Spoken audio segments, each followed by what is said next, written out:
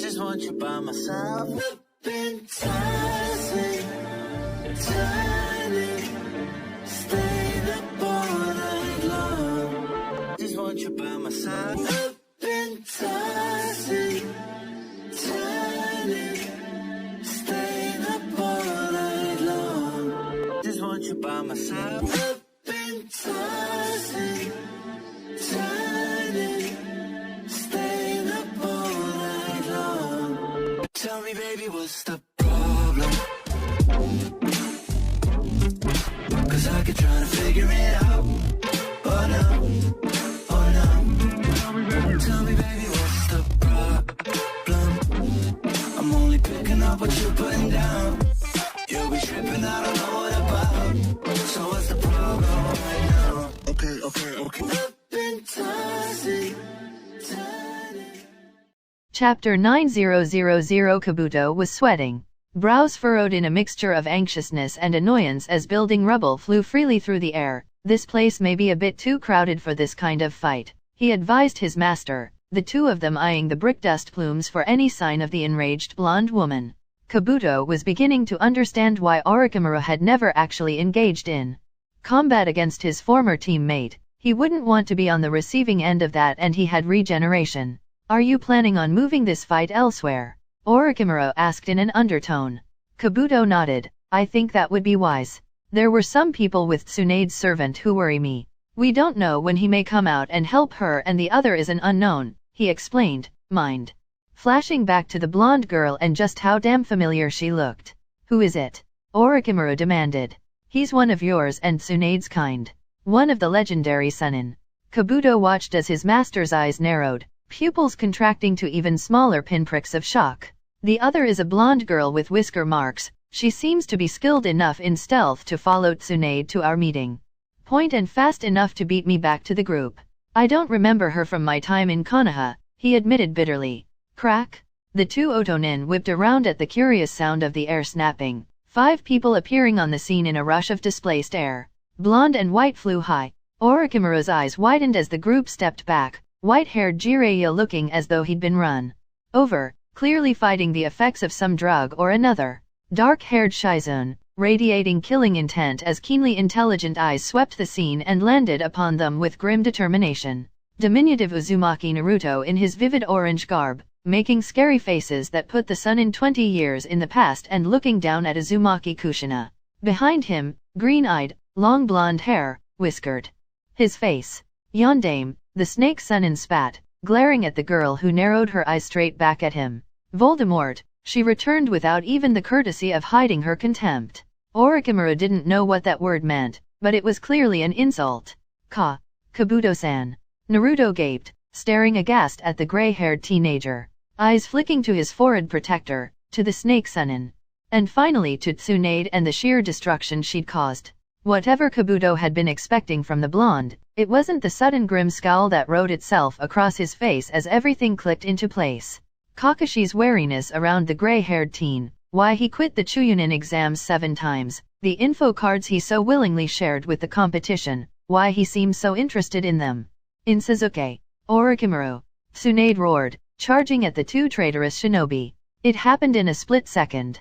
Orochimaru leapt backwards and Kabuto lifted a kunao up. Tsunade slid to a shuddering stop as sticky, hot crimson blood, metallic and so vivid, splattered across her. The Otonin smirked as a hard punch sent the reeling woman flying back, her attendant flickering forward and catching her before she struck the unforgiving hard ground. Kage Bunshin no Jutsu, Naruto commanded, shooting forward with his hands crossed, 3 clones flashing into existence at his side as they moved to flank the traitor. Damn it, Naruto, no! Jiraiya shouted, but it was too late. Naruto was flung back, his clones exploding into chakra smoke. Shizune leapt and caught him midair, spitting needles with unerring accuracy at Kabuto's eyes. He dipped his head forward. The needles were going too fast for him to dodge, so he deflected them using the metal of his headband. Gold flashed in the corner of his eye and the gray-haired nin turned, green eyes glaring at him as a palm landed on his jaw. Alarm filled him. Stupefy, the unknown girl commanded. Kabuto jerked backward, deliberately falling backward, his eyes filling with red light as he missed whatever the hell kind of attack that was. Judging by the barely restrained violence in the girl's eyes, it would have hurt. Great, another Tsunade, and this one was actually in her prime and just as fast, if not faster, than he was. Even with that rack causing a lot of wind resistance, he noted, eyes flicking down to the most impressive bust. That, unlike most kunoichi, was modestly hidden away. His hands hit the ground and he lashed out with a foot, wincing slightly when she lifted a leg to block it with her shin, the sound echoing around their battlefield sounding a lot more painful than it actually was. And then he was forced to duck as Naruto blindsided him with a haymaker. This was ridiculous. The girl was fast, but unskilled. Frighteningly strong regardless, as he learned the hard way when a fist got through his guard and broke his jaw. Naruto flitting in and out, a lot more skilled, but even more unpredictable and spamming those commie-damned clones. Their teamwork was flawless. He wouldn't be having nearly so much trouble if they weren't working together. Whatever openings Naruto's tactics made, the girl took advantage of ruthlessly. While he was distracted dealing with her, Naruto slipped in and put him on the defensive. Fighting each of them on their own would be fairly easy, simple even. He just needed to separate them. Shadow clones ought to do it. He would leave the clone to deal with Naruto-kun. It wasn't like the boy would have a hope in hell of dispelling it. The girl though, she was too fast. He would have to deal with her. And do it fast. He was bleeding like a stuck pig and he could already feel it affecting his reflexes. If his vision weren't blurring, he doubted they would have landed even half as many hits as they had before. Thankfully the broken jaw was keeping him lucid. He lashed out, angling his wrist, splattering blood, not into Naruto-kun's face this time, into the girl's. She reacted as predicted, squeezing her eyes shut, but she didn't stop or jump back as expected. Naruto-kun reacted as predicted as well, lunging at him with a furious snarl. An angry Naruto-kun was easily dealt with one as he planted a fist in the boy's gut and sent him flying backwards, allowing him to twist under the girl's swing and form the needed hand seal. Clone, Kabuto charged for the blonde boy as the original ducked under a leg that would have taken his head off and dug into his hip bag for a blood pill. Even blinded, the girl was fast, and while her chakra sense was good, she was inexperienced with it. A kick sent her straight back to join the Jinchuriki as he jumped back to Orochimaru-sama's side. Harry growled, roughly rubbing his eyes clear of blood. That had been pathetic. First thing on the list of future practice was fighting. Magic was out of the question as you had to be fast enough to cast it, and apparently he wasn't there quite yet. Jiraiya was still laboring under the effects of the drug. Tsunade was in shock. Shizun mentioned something about a phobia of blood. For a ninja that meant she had some pretty bad traumas associated with it. Shizun was trying to snap her master out of it, but nothing seemed to be working, and then Naruto had gone running in. She had followed, almost without conscious thought of just how much of a very bad idea it was. You've lost a lot of blood, Orochimaru noted lightly, sounding almost amused as Kabuto's trembling stopped and he realigned his jaw with a sickening crack. Please take off the left bandage, he requested, without addressing the man's observation. Of course he had lost a lot of blood. There was no need to point out the obvious, or sound so bloody amused about it either. Harry watched as the snake man shifted slightly, the bandages on his arm slipping free. This is like a really bad joke, she muttered, recalling his earlier thoughts on similarities between himself and Naruto and creepy snake freaks. Jiraiya, who is this guy and what can we expect from him and his lackey? He asked, licking a sleeve and better cleaning up his face. Orochimaru, my old teammate. He's a level and a half above most folk you'll have the misfortune to meet, the white-haired pervert explained. Knows a heck of a lot of forbidden jutsus, has a thing for snakes. I can tell that. Does he have some strange obsession with preteen boys? That was an odd question, and Jiraiya shot the girl a look of bewilderment. Yes, she rumbled, looking unsurprised and very, very disgusted. Really bad joke, he muttered, shrugging off the dark red yukata he had been wearing like an overrobe. The snake freak even had a traitor doing the dirty work. Someone up there was having a laugh, a really nasty one at his expense. Why? The pervert demanded. She shook her head. I'll explain when this is over. We don't have time. Shizun, you handle the one in the glasses, I'll take Orochimaru. Naruto, Harry, you two protect Tsunade while she patches herself up. She's their goal, we can't let her be taken. Can you do anything about my poisoning? He ordered before turning to the only medic present. She shook her head though, looking pained and anxious. It's one of Tsunade-sama's creations. It'll probably last a few hours more. I'm sorry Jiraiya-sama, it's beyond my abilities, she admitted, shame-faced. Well, I guess if that's the way it is, we'll just have to do it this way, he decided, not sounding altogether disappointed or even annoyed with the situation. Harry guessed this was part of being a ninja, rolling with the punches and making the best of a bad situation. Naruto certainly seemed to excel at it. Almost by unspoken signal, the ninja jumped into action, Jiraiya biting his thumb hard enough to draw blood while Kabuto jabbed his own slit wrist, both of them smearing their blood over seals inscribed on their flesh and calling out, Kukiyos no Jetsu. The giant two-headed snake made a chill of fear shoot down Harry's spine. That thing was way bigger than a basilisk. Fuck, it looked as though he had managed to stumble his way into a ninja battle with some fucker who was even more dangerous than Voldemort, just without magic. This was probably going to go horribly wrong. Their only saving grace right now was that the man's arms seemed to be debilitated. And Jiraiya was completely useless with that drug running through his system, he realized, as all that puffed into existence with his own summoning was a toad the size of his clenched fist. The amount of magic he could sense in the tiny creature was not impressive. Naruto, she murmured, you know this technique, think you can scrape enough chakra to do what he can't, she asked. The blonde in an undertone. Naruto looked grim and shook his head. No, I'm no good at chakra control. I gotta ask the fox before I can do what Erosenin wanted to do because I burn off too much, he admitted with a pained look on his face.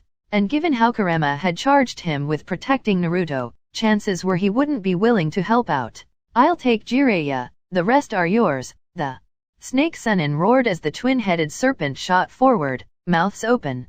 Harry squawked, green eyes widening at the sight of the massive snake maw about to engulf him before his vision washed white and he felt his feet leave the ground, like a noose had been thrown around his stomach and suddenly wrenched him upwards and around. It was very uncomfortable. But he stared down, eyes widening as he saw the clouds of brick dust get kicked up from the impact of a scaly snout hitting the ground. Flashes of orange, red and black signifying where everyone was before she realized he was above them, far above them, and the sound of wings filled his ears. You haven't changed at all, a female voice scolded. Not even a month passes since your arrival and you've already managed to find some manner of mischief to get tangled up in. Harry looked up, eyes widening. Naruto-san and Jiraiya Dano are much the same, a familiar male voice pointed out in amusement. For once, I believe this is not of Harry Dano's doing. Huge, pure white, and patterned with sooty black flecks, gleaming silver armor and bright, vivid, warm amber eyes, so familiar it hurt and so mist that he could actually feel the hot prick cling in the corner of his eyes as he stared up at the owl. Perched on her back, webbed fingers hooked into her armor as huge wings beat the air heedless to the battle below as all the world went silent. Head, wig, he breathed and she smiled. How an owl did he didn't know, he didn't think they even had the facial muscles to do it, but she did. She smiled and he felt himself being shifted, carefully, oh so very carefully, as he realized that he was held in her talons, talons that were armored and clawed with vicious-looking metal swords, onto her back. Yes. It's good to see you, Harry, she said softly. Her voice was deeper, huskier than Harry had imagined, but he didn't even try to stop the tears that spilled down his now whiskered cheeks as he clung to her back and buried her face in the owl's armored back, sobbing. I am so sorry, Hedwig, he hiccuped. I got you killed and I'm sorry for everything, the Dursleys, for all those long-distance flights, for not being able to dash, she hooted softly as Gamajusho gently patted the boy-turned-girl's back. There's nothing to forgive, Harry. We will talk more later, I believe your friends are in trouble, she pointed out. Harry tensed and immediately craned his head down to the scene below. Shizune unconscious, Tsunade unprotected, Jiraiya and Orochimaru squaring off atop a giant serpent, and Naruto lying on the floor while Kabuto kicked him in the stomach. Let's go, Hedwig, Trevor, the boy who lived growled. Understood, the owl barked before armored wings folded and the world descended into a blur as they shot straight for the gray-haired man kicking her little brother. The fight became a whole different ball game the second Kabuto looked up and blanched at the sight of a Kaminari no Kuni battle owl in full armor bearing down on him with a very pissed-off looking blonde girl perched on its back. The Odonin dove aside as powerful claws tore easily through the hard ground like a hot knife through butter, leaving deep gouges even as great wings swept around and blades affixed to wing joints narrowly missed where his head had been a split second earlier. Harry launched himself from Hedwig's back, fist thrusting down where Kabuto's face had been a split second earlier, shattering the ground beneath her knuckles. The Otonin began to sweat. The force wasn't on par with Tsunade, but fuck if it weren't stronger than he was capable of, and she wasn't even enhancing herself with chakra. He rolled to his feet, chakra scalpels flaring to life around his hands as he knife thrusted them out at the girl who had yet to give him any fucking breathing room since she joined this fight. She ducked, crouching down, and landed on her back, pushing both feet into his stomach. Growling, he slapped both chakra scalpels down over her shins, making her scream as her shin bones were cracked and her calf muscles shredded under his chakra. Kabuto cursed and ducked, rolling and hopping backwards as fast as he physically could as the battle owl shrieked, raking both claws down at him, only to miss. He coughed, panting as he wiped his chin of free-flowing sweat, glasses slipping down the bridge of his nose as he watched the truly huge battle owl crouch over the fallen blonde girl as she hissed and clutched at her legs in pain, unable to get to her feet. He hadn't expected the great white creature to appear on the scene. Just what relationship did the girl have with the summon creatures? They were considered one of the noble summons, those who could use ninjutsu and jealously guarded their techniques. They didn't just let anyone become their summoners. And then Naruto got to his feet, panting and spitting blood to the side, blue eyes hot and furious in direct countenance to the frigid ice green of the girl who bore the face of the yondaime with Naruto's birthmarks. No way. No fucking way. Dark eyes widened in realization. Orochimaru-sama had even spoken the man's name upon sighting of the girl. She teleported. She was faster and stronger than he was, had some kind of relationship with summons, possessed the same birthmarks as Uzumaki Naruto, the boy who bore the same last name as the yondaime's girlfriend. It finally clicked into place, why the boy hadn't been snapped up by Danzo for his root program, why he had been the prison for the Kyuubi in the first place. He had to kill them. He had to kill them now before they became the same monsters that their parents did. He flicked a kunao up, hand shaking ever so slightly. He would take Naruto out first. If the boy lost his hold over Kyuubi after the death of his sister, then any chance at dealing with him would be lost given how low his chakra was getting after all this. Kabuto didn't fancy his survival chances against a hacked-off Baijuyu. Naruto, run! Tsunade screamed, her eyes widening as she watched the other medic prepare. He knew, he'd realized, and now fear drove him to cut down the possible threat in front of his eyes. If you die, you'll never accomplish your dreams or anything else. That's enough, Naruto, get out of the way, run. Blood flew as Kabuto lunged forward. Naruto! Harry screamed, trying to stagger to his feet, shredded legs refusing to bear her weight. Naruto grinned, blood decorating his face as his fingers clamped down on Kabuto's fist, blood flowing freely from the kunao piercing through his hand. He lifted his free hand, chakra beginning to gather in his palm as he savored the look of stunned astonishment on the trader's face, the sheen of fear beginning to touch his eyes. Until I become Hokage, the blonde stated, his voice unwaveringly firm in the face of the other shinobi's previous mocking scorn. I refuse to die. So sit back, Kabuto Yara. You won't be able to escape from this one, he promised, scowling grimly as the chakra in his fingers knotted, swirling faster and faster and faster, his fingers sending each wave of chakra into a different direction but always within a perfect circle. Light filled his hand as the screaming ball of chakra finally reached its final crescendo, and a smirk curled on tanned lips as dark black eyes widened in horror. Raisnon. Hedwig's amber eyes widened, as the Otonin was flung backwards 20 feet, the ground beneath him shredded and swept away as though under a wind drill. That is a very dangerous technique, she noted, feeling her wizard using her armor to climb up on ruined legs. Gay Majusho, would you please be kind enough to heal Harry? The owl asked, her head turning to the toad whom had swiftly taken cover when the fighting began. He was a support toad, capable of genjutsu, fuinjutsu but primarily ijutsu. His fighting was at best escape and evade style as his messages were of utmost importance, more so than his pride as a warrior. The toad removed his genjutsu cover and hopped over as the dust from Naruto's attack began to thin. Of course, he agreed gruffly as he began to make hand seals with webbed fingers. Thanks, Trevor, Harry said with a strained smile, sweat beading his face as pain made him shaky and weak. The toad pressed his glowing hands against the now female's legs. Ugh, An unwelcome familiar voice groaned as the dust finally settled. Kabuto was panting, clinging to the rock he had made such an unkind impact with. That jutsu was very unpleasant and he was lucky to still be standing. Naruto-kun was really something. But, he smirked as the boy vomited blood and fell backwards, gurgling. Naruto! Harry screamed. Hedwig had to slam a huge clawed foot down on top of him to prevent him from running off in the middle of Gamejusho's healing efforts. You took that attack, you. Tsunade trailed off, having darted to Naruto's side to check him. I collected chakra in my abdomen before I took that attack and began recovering immediately, he boasted. I'm the one who saved Orochimaru's life. It's senseless to try and kill me with that technique. My resilience is overwhelming. My Kekkei Genkai, regeneration, allows me to activate my cells and create new ones to replace damaged ones. He chuckled cruelly, eyes panning downward to the wheezing 12-year-old, his lungs rattling unkindly as blood filled them from his last second attack. The chakra scalpel slammed into the boy's chest as the Raiznon drilled through into his stomach. This technique, it looks like Naruto-kun's last gamble. He took one step forward and screamed as blood flew. Trembling, he looked down, fingers twitching spasmodically as he stared at the glowing golden chain of chakra through his chest, sizzling with his own blood.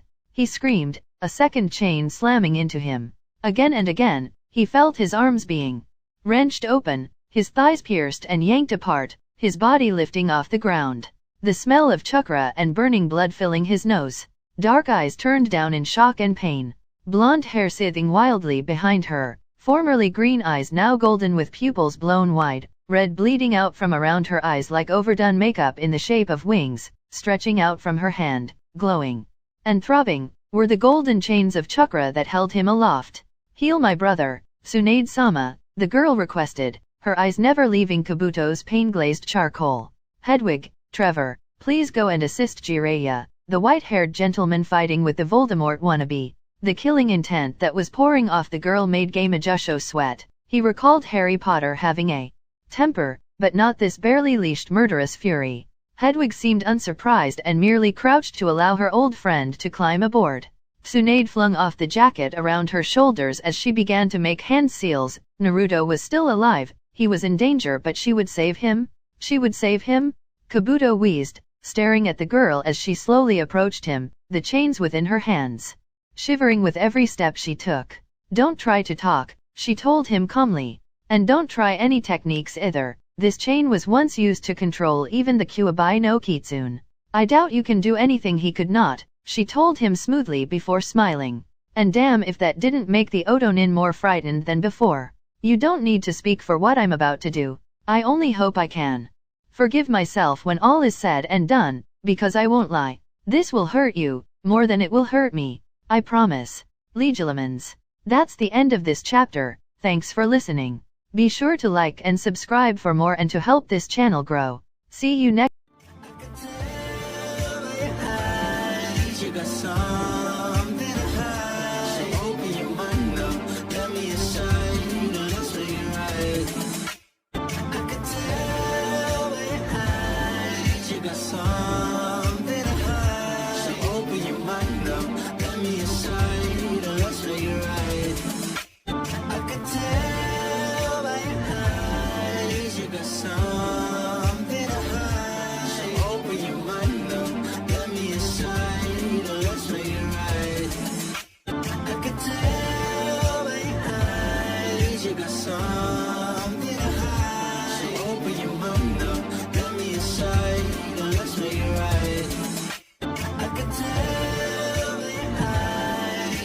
something to hide. So open your mind up, let me inside.